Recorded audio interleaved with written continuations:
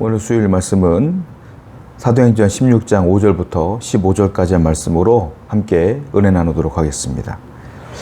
제가 예전에 TV를 보다가 세계적인 소프라노인 우리 조수미 씨가 자신의 성장에 대한 이야기와 자기가 왜 이렇게 유명한 소프라노가 됐는지에 대한 이야기를 하는 걸 들은 적이 있어요.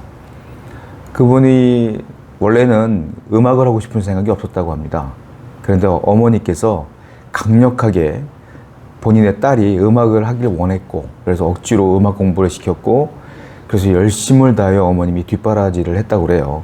그래서 이분이 어머니 하는 대로 쫓아가다 보니까 서울대학교 성악과에 수석으로 입학을 하게 됐다고 합니다. 여기까지는 괜찮았는데 입학을 하자마자 남자친구가 생겼다고 그래요.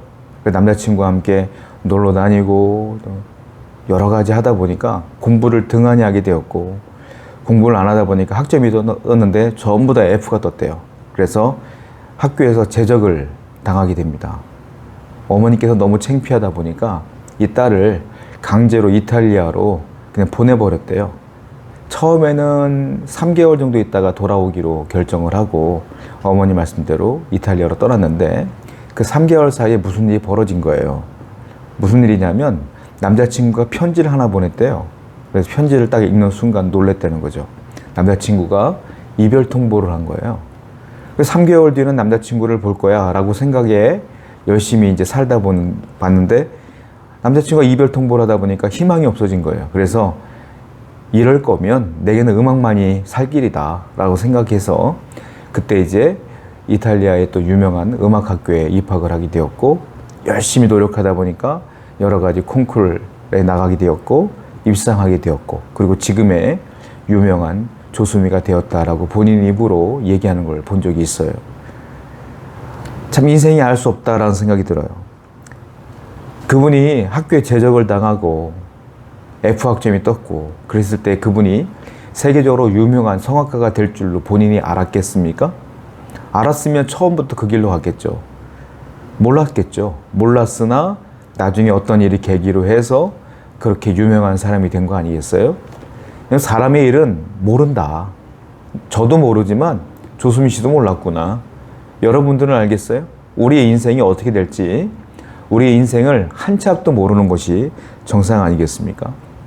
그런데 대부분의 사람들은 자신이 잘 될 줄로 알아요. 자신이 위대한 사람인 줄 알고 살아요.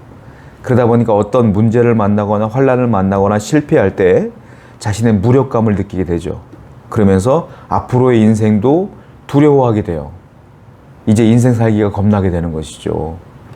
그런 경우가 많아요. 성경 한번 보겠습니다. 잠언서 16장 25절.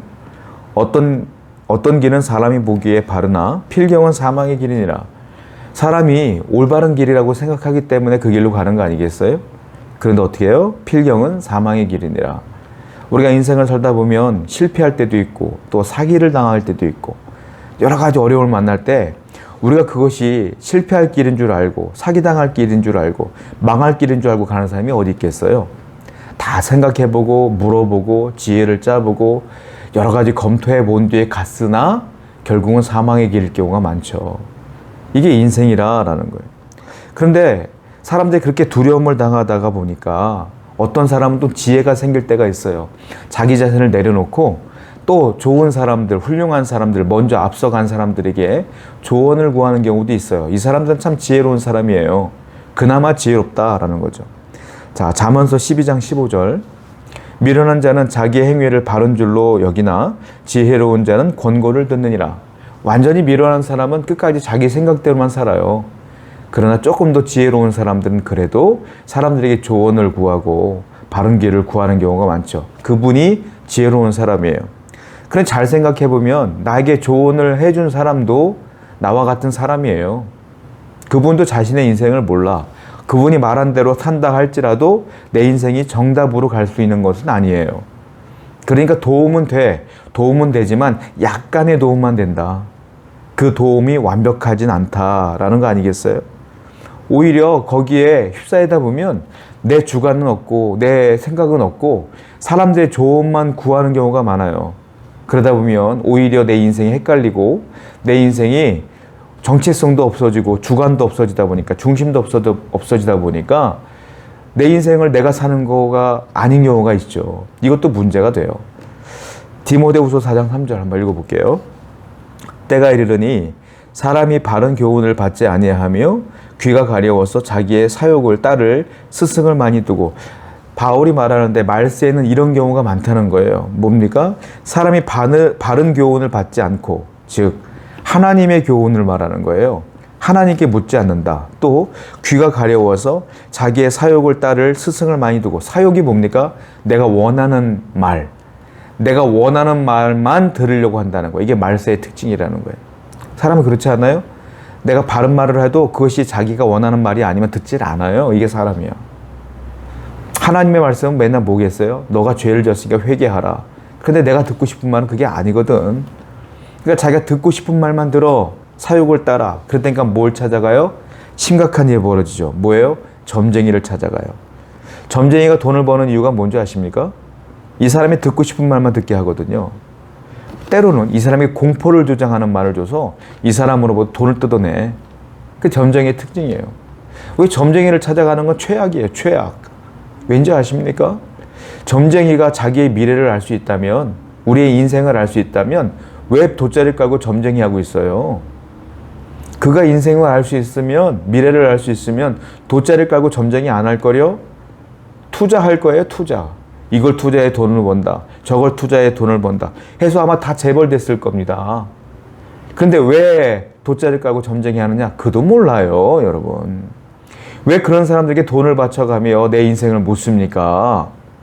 최악이에요. 결론은 뭐예요? 나 스스로 인생을 살아도 망하고 잘 몰라요.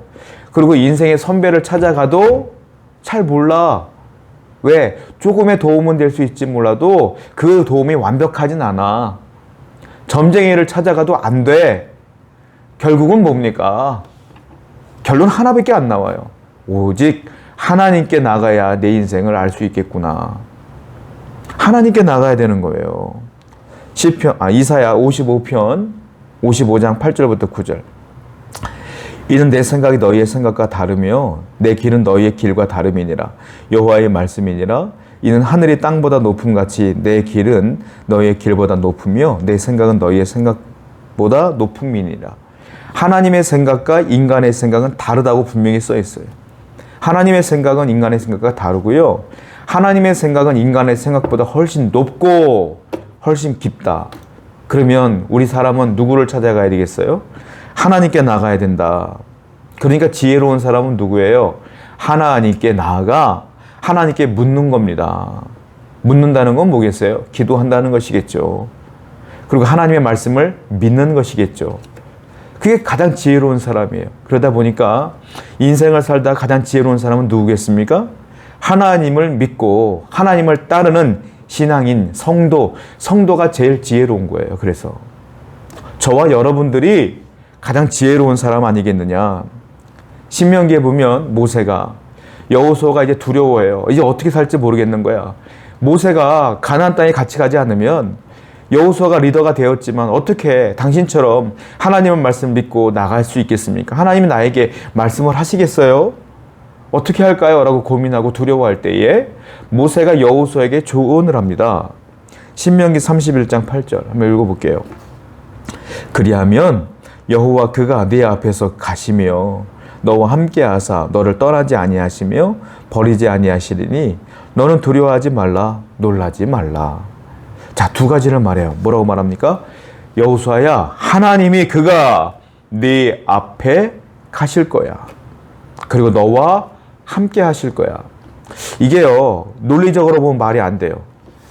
하나님이 나보다 앞서 가시는데 나와 함께 한대. 이게 이해가 돼요?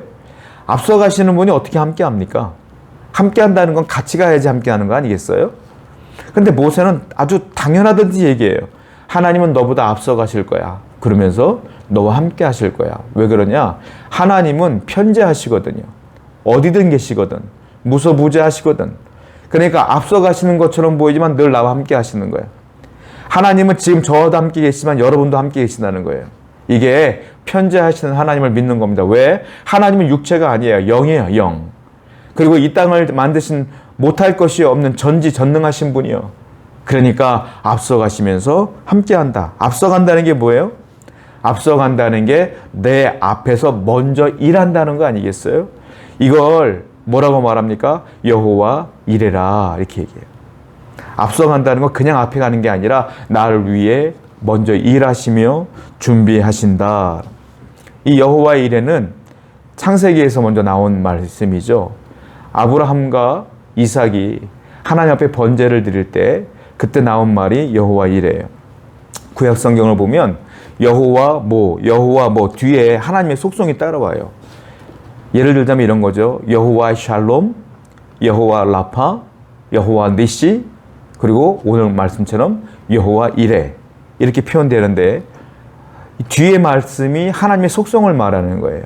예를 들자면 여호와 샬롬은 내게 평안을 주시는 하나님, 여호와 라파 나를 치료하시는 하나님, 여호와 니시 나의 깃발이 되신 하나님, 즉 나에게 승리를 주시는 하나님, 그리고 여호와 이레는 나를 위해 준비해 주시는 하나님, 이런 뜻이에요. 자, 아브라함이 이삭과 함께 하나님의 명령을 받습니다. 아브라함이 말하는 거예요. 네 아들 이삭을 내게 번제로 드려라 라고 말씀하시죠. 그런데 아브라함은 믿었어요. 하나님께서 이 이삭을 진짜 번제로 드리라고 하진 않을 거야 라고 믿었어요. 왜냐? 창세기 22장 8절 한번 볼게요. 아브라함이 이르되 내 아들아 번제할 어린 양은 하나님이 자기를 위하여 친히 준비하시리라. 자, 이삭과 함께 가는데 이삭이 물어요. 아버지, 우리가 번제를 드리러 하나님께 가는데 재물이 있어야 되잖아요. 재물이 왜 없어요? 왜 나무만 있죠? 그때 아브라함이 아주 당황하지 않고 당연하든지 얘기한 게 이 말씀이에요. 아들아 잘 들어. 하나님이 번제물은 당신을 위해서 친히 준비하실 거야. 여러분, 이거는 그냥 한 말이 아니에요. 아브라함이 왜 이삭을 데리고 모리아산으로 갔느냐?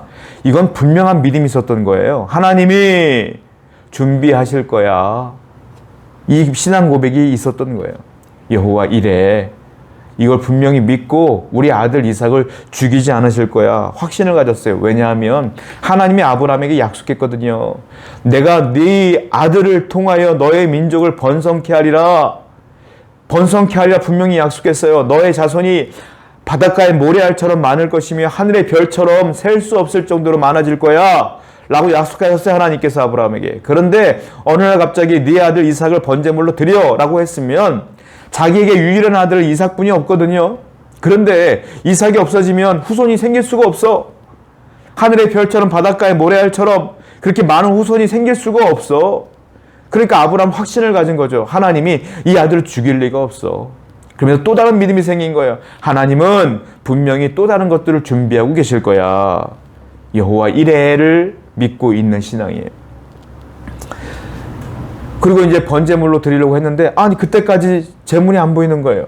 하나님이 계속 바치래. 어쩔 수 없이 이삭을 번제단 위에 놓고 이삭을 찌르려고 목을 찌르려고 하는 순간에 끝까지 믿는 거예요. 아브라함은. 하나님이 절대 그럴 리가 없어. 나는 어쨌든 하나님 말씀을 믿고 나갈 거야. 다 뜻이 있겠지. 죽이려고 하는 거예요. 그런데 이것도 참 이해가 안 되는 게 이 당시 아브라함이 100세가 넘은 할아버지 아닙니까?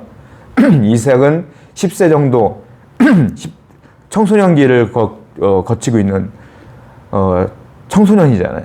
도망가려고 하면 이 아버지 물리치고 도망갈 수 있어요. 근데 이삭이 도망가지 않아요. 왜냐하면 이삭도 믿는 거야. 아버지의 하나님을 믿는 거야. 분명히 준비하실 거야. 그리고 이삭이 조용히 잠잠히 잡혀준 거예요. 그래서 아브라함이 죽이려고 할 때 눈 딱 감고 기다리고 있는 거야. 하나님의 뜻을. 이야, 아브라함도 믿음이 좋지만 이삭도 믿음이 만만치 않아요. 그 아버지의 그 아들이야. 이 두 사람의 믿음을 통하여 하나님이 역사하시는 거 아니겠어요? 자, 찌르려고 하는 순간 하나님 막아야. 아브라함아 됐다. 내가 너의 믿음을 보았다. 네가 네 아들 이삭보다 나를 더 사랑하는 줄 알았어. 하고 아브라함이 되돌아보니까 저기 그때는 안 보였던 수풀에 순양 한 마리가 뿔에 걸려 있는 거예요. 진짜 하나님이 제물을 준비하고 계셨던 것이죠. 그 아브라함이 그 양을 잡아다가 대신 하나님께 번제를 드렸더니 하나님이 그에게 뭘 했어요? 창세기 24장 1절 아브라함이 나이가 많아 늙었고 여호와께서 그에게 범사에 복을 주셨더라. 여호와 이레를 믿었던 아브라함에게 범사에 평생 아무것도 아닌 일부터 큰 일까지 복을 주셨더라. 또 하나의 사건이 벌어져요. 아브라함이 나이가 많았어요. 아들 이삭도 나이를 많이 먹었어요. 나이가 40이 넘어갈 동안 이삭이 장가를 못 간 거예요. 아니 분명히 약속했거든요. 후손을 통하여 자손을 많이 주겠다고. 그런데 40이 넘을 때까지 이 아들 장가를 못 가고 있는 거예요. 그때 아브라함은 전혀 걱정하지 않습니다. 자기에게 있었던 종 한 명을 불러요. 엘리에셀을 불러다가 이렇게 얘기해요. 자, 너는 지금부터, 여기는 하나님 믿는 사람들이 없어. 이 땅에는 우리 여호와를 섬길 만한 곳이 있는데 내 고향이다. 메소포타미아로 가서 내 아들을 위해서 아내감을 하나 데리고 와라. 거기 분명히 있을 거야. 누구요? 어떻게 생겼어요? 어느 집안으로 가야 되죠? 물었겠죠. 아브라함은 뭐하래요? 몰라? 나도 몰라. 대신에 이건 확실해. 하나님이 미리 준비해 놓으셨을 거야. 여호와 이레를 또 얘기해요. 그때 종이 하나님이 얼마나 이 자기의 주인이었던 아브라함을 축복한 줄 알기 때문에 그대로 믿습니다. 그리고 그냥 무조건 가는 거예요. 갔더니 어떤 일이 벌어져요? 목이 말라 우물가에 딱 갔는데 우물가에서 하나님이 준비해 놓으신 여인을 만나게 되죠. 그 여인이 리브가입니다. 리브가를 만났고 드디어 리브가를 데리고 와서 아브라함이 그 리브가를 며느리로 삼고 이삭의 아내로 삼게 되는 장면이 나오게 되죠. 평생토록 아브라함은 여호와 이레를 믿었어요. 하나님은 여호와 이레를 믿었던 아브라함을 평생토록 복을 주신 거예요. 여러분들도 이 믿음이 있어야 될 줄로 믿습니다. 시편 기자는 이렇게 노래를 해요. 시편 48편 14절. 이 하나님은 영원히 우리의 하나님이시니 그가 우리를 죽을 때까지 인도하시리라. 죽을 때까지 인도하시는 하나님이 내 하나님이다. 내가 죽을 때까지 인도하신다. 인도한다는 게 뭐예요? 여호와 이레. 나보다 앞서 가시는 하나님. 여러분들이 여호와 이레를 믿으면 그분은 여러분이 죽을 때까지 인도하신다. 그런데요, 놀라운 건 죽어서도 인도하신다. 잠언 14장 32절. 악인은 그의 환난에 엎드려져도 의인은 그의 죽음에도 소망이 있느니라. 악인은 죽으면 끝. 그러나 우린 죽어도 소망이 있다. 어디까지? 하늘나라 가는 소망이 있다. 즉 여호와 이레 하나님은 내가 죽을 때까지 인도하시고 죽어서도 천국으로 인도하신다. 하나님 믿는 건 수지 맞는 장사예요. 하나님 믿는 것은 복 중에 복이에요. 그래서 단순히 내가 구원받는 것으로 끝나지 않아요. 내가 여호와 이레를 믿는 순간 하나님은 여러분이 돌아가시는 날까지 인도하시고 함께 하신다. 이거 아니겠습니까? 자, 구약의 하나님, 아브라함이 믿었던 하나님 여호와 이레예요. 근데 오늘 본문은 신약이에요. 사도행전 말씀인데 신약의 하나님도 여호와 이레야. 누가? 바울이 그 하나님을 믿었어요. 바울도 여호와 이레 하나님을 믿었다. 본래 바울은 바리새인이고 율법학자고 굉장히 이 율법에서 벗어나는 행위를 하는 사람들이 있으면 가만히 보지 못해. 그러다 보니까 예수 그리스도를 믿는 사람들을 가만 놔둘 수가 없는 거예요. 왜? 율법에는, 그들이 믿는 유대인들의 율법에는 메시아가 아직 오지 않았는데, 근데 예수님이 메시아라고 믿는 그리스도인들이 있는 거예요. 그들은 예수님이 메시아가 아니라고 생각했기 때문에 십자가에 죽여버렸거든요. 근데 돌아가신 그 예수님을 여전히 메시아라고 믿고 하나님의 아들이라고 믿는 그리스도인들이 있는 거야. 바울의 입장에서 볼 땐 기가 막힌 거예요. 그래서 이 사람들을 다 붙잡아다가 옥에 가두어 놓고 사형시킨 일을 한 게 누구냐? 이게 사도 바울이에요. 바울이 어느 날 스데반 집사를 잡아다가 재판을 받게 했고 스데반 집사님이 그 길가에서 돌마다 죽는 장면을 보게 된 거예요. 그런데 놀라운 광경이 벌어져요. 스데반이 돌마다 죽는데 웃으며 죽어, 웃으며. 그리고 뭐라고 하는지 아세요? 주여, 저들이 알지 못해서 하는 행위입니다. 저들의 죄를 저들에게 돌리지 마시고 용서해 주십시오 하고 환하게 웃으며 돌아가시는데 천군 천사가 보여. 그게 그 바울이 그 장면을 보고 충격을 받아요.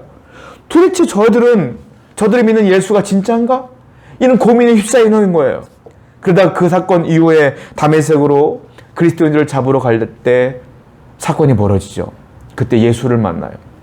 예수님이 바울에게 말하죠. 네가 핍박하는 자가 바로 나 예수다. 그때 바울이 예수님을 제대로 만났고 완전히 변화되었고 이제 예수님을 핍박했던 그때는 사울이었죠. 사울이 이름도 바꿔요. 사도 바울로. 바울로 바꾸면서 예수 그리스도를 위해서 목숨까지도 바치는 복음 전파자가 되지 않습니까? 그가 그래서 안디옥에서 파송되어서 예수님을 증거하러 선교를 떠납니다. 자, 1차 선교지는 소아시아 지방이에요. 소아시아 지방을 쭉 돌면서 복음을 전했고 거기에 그리스도인들을 많이 세웠고 그들을 통해 교회를 세웠어요. 그리고 돌아왔어요. 그리고 2차 선교 여행을 준비합니다. 자, 사도 바울은 우리가 알다시피 전 세계로 복음을 전파한 사람인데 1차 선교 여행 때는 소아시아만 전했어요. 자, 2차 선교 여행은 빌립보 선교 여행을 하게 되는데 이것이 전 세계 선교의 중요한 분수령의 사건이 되는 거예요. 오늘 본문이 그 본문이라는 거예요. 근데 사도 바울은 원래 빌립보에 가서 복음을 증거할 생각이 없었어요. 자, 2차 선교 여행은 어떻게 준비하느냐 하면 내가 1차 때 세웠던 교회들을 재방문하려고 했던 거야. 그래서 재방문하여 다시 그 교회를 굳건하게 하고 그리고 그 안으로 더욱더 많은 사람들을 예수 믿게 하는 사람들을 모이게 하려고 하는 것이 그의 계획이었던 거예요. 그래서 2차 선교 여행을 떠나게 됩니다. 역시 원래 계획대로 소아시아 지방에 세웠던 교회들로 갔어요. 놀라운 일이 벌어져요. 사도행전 16장 5절입니다. 이에 여러 교회가 믿음이 더 굳건해지고 수가 날마다 늘어가니라. 바울이 세웠던 교회 바울이 또 오니까 사람들이 난리가 난 거예요. 또 바울 보려고 오고 그 설교 들으려고 오고 하니까 교회가 더욱더 굳건해지고 믿는 사람들의 수가 점점 늘어나는 거예요. 사도 바울은 생각했을 거예요. 맞아, 이렇게 해야지 선교를. 그런데 그때부터 이상한 일이 벌어져요. 다음 교회로 가려고 하는데 자꾸 갈 길이 막혀. 뭐 풍랑이 일어난다든지 아니면 사정이 생긴다든지 어떤 사고가 벌어진다든지 그리고 자꾸 다른 교회로 갈 수가 없는 상황이 벌어지는 거예요. 이상하다. 왜 선교가 순적하지 않을까? 왜 꼬일까? 왜 이렇게 딜레이가 될까? 그러다가 사도 바울이 하나님께 기도를 하죠. 계속 기도를 하는 거예요. 사도행전 16장 6절부터 7절. 성령이 아시아에서 말씀을 전하지 못하게 하시거늘 그들이 부르기아와 갈라디아 땅으로 다녀가 무시아 앞에 이르러 비두니아로 가고자 했을 때 예수의 영이 허락하지 않은지라. 여기 보면 바울이 선교를 하려고 하는데 7절에 보니까 예수의 영이 허락하지 아니하는지라. 이거만 보면 되게 이상해요. 예수님이 마치 복음을 전하지 못하게 하는 것처럼 보여요. 근데 6절에 이 말씀이 있기 때문에 이해가 돼. 6절에 뭐라고 썼어요? 성령이 아시아에서 말씀을 전하지 못하게 하셨다. 무슨 말일까요? 하나님의 뜻은 전 세계에 복음이 전파되는 데 있어요.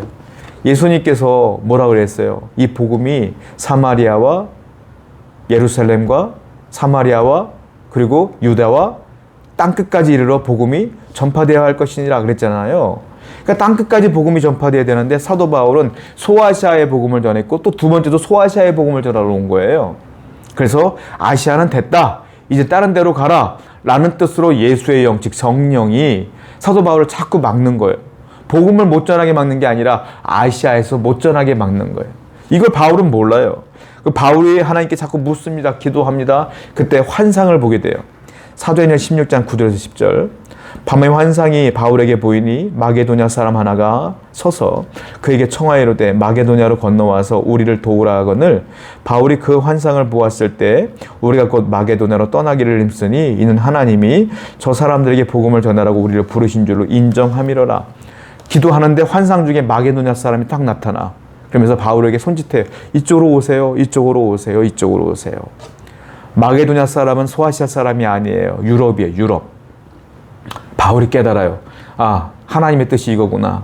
아시아가 아니라 유럽 대륙으로 넘어가서 복음을 증거하는 것이 하나님의 뜻이구나 라는 생각에 바울이 유럽으로 넘어가는데 첫 번째 도착한 성이 어디냐? 그게 빌립보예요. 빌립보 성이 첫 성이야. 거기서 여호와 이레를 경험합니다. 왜 하나님이 유럽을 보냈는지 그때 경험하게 돼요. 딱 도착하자마자 그가 회당을 찾아 헤매는데 회당이 없어요. 근데 우물가에 여인들이 모여 있는데 그 여인 중에 한 명이 있어요. 누구냐? 자주장사 루디아를 만나게 돼요. 거기서. 사도행전 16장 14절부터 15절. 두아디라시에 있는 자색 옷감 장사로서 하나님을 섬기는 루디아라 하는 한 여자가 말을 듣고 있을 때 주께서 그 마음을 열어 바울의 말을 따르게 하신지라. 그와 그 집이 다 세례를 받고 우리에게 청하이로되 만일 나를 주 믿는 자로 알거든 내 집에 들어와 유하라 하고 강권하여 머물게 하니라. 루디아가 그러는 거예요. 우리 집에 머무세요. 그리고 우리 집에서 말씀 좀 전파해 주세요. 그리고 그 루디아의 집이 빌립보 교회가 되는 거예요. 지금이야 교회가 건물이 든든하게 서요가 있으면 사람들이 몰려오는 곳이지만 이 당시 교회는 그렇지가 않아요. 어떤 유력한 집에, 좀 넓은 집에 거기서 복음을 증거하게 되면 사람들이 몰려와. 그 집이 교회가 되는 거예요. 그 당시엔 그랬어요. 그 루디아의 집이 교회가 되는데 그 교회가 빌립보 교회가 되었다.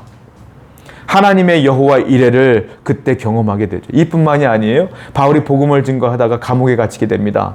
근데 옥중에 밤에는 찬송하고 기도하고, 바울과 실라 아시죠? 열심히 기도하는데 지진이 일어난 거예요. 옥고문이 다 열렸어. 죄수들이 다 도망갔어요. 그런데 그 중에 간수장이 스스로 목숨을 끊으려고 하는 걸 바울이 봅니다. 왜냐하면 죄수가 도망을 가게 되면 그 죄수의 그 죄의 값을 전부 다 간수가 짊어져야 돼요. 만약에 10년을 살아야 되는데 그 사람이 도망갔어. 그럼 간수가 대신 살아야 돼.